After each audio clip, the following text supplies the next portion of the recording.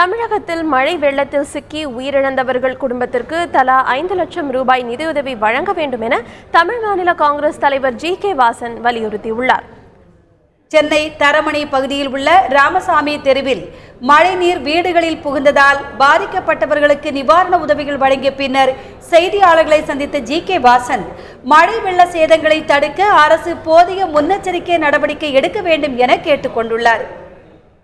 கடலூர் மாவட்டத்திலே அதிக அளவு பாதிப்பு ஏற்பட்டிருக்கிறது. பல இடங்களிலே வாழை, சவுக்கு, முந்திரி போன்றவை பலத்த சேதமடைந்துள்ளது. இதனால் விவசாயிகளுக்கு பெருத்த நஷ்டத்தை ஏற்படுத்தியிருக்கிறது.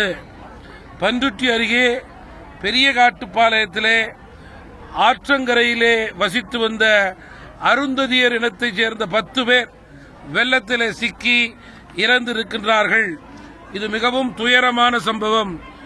இறந்து போனவர்கள் குடும்பங்களுக்கு தலா 5 லட்சம் ரூபாய்க்கு மேல் நிவாரணத் தொகையை தமிழக அரசு வழங்க வேண்டும் என்று நான் கேட்டுக்கொள்ள விரும்புகிறேன். தமிழகம் முழுவதும் உள்ள பாதிக்கப்பட்ட மக்களுக்கு உதவும் வகையிலே மழை அதிகம் பெய்தால் முன்னெச்சரிக்கை நடவடிக்கைகளை முறையாக எடுக்கும் வகையிலே அரசு செயல்பட வேண்டும் என்று நான் கேட்டுக்கொள்ள விரும்புகிறேன்.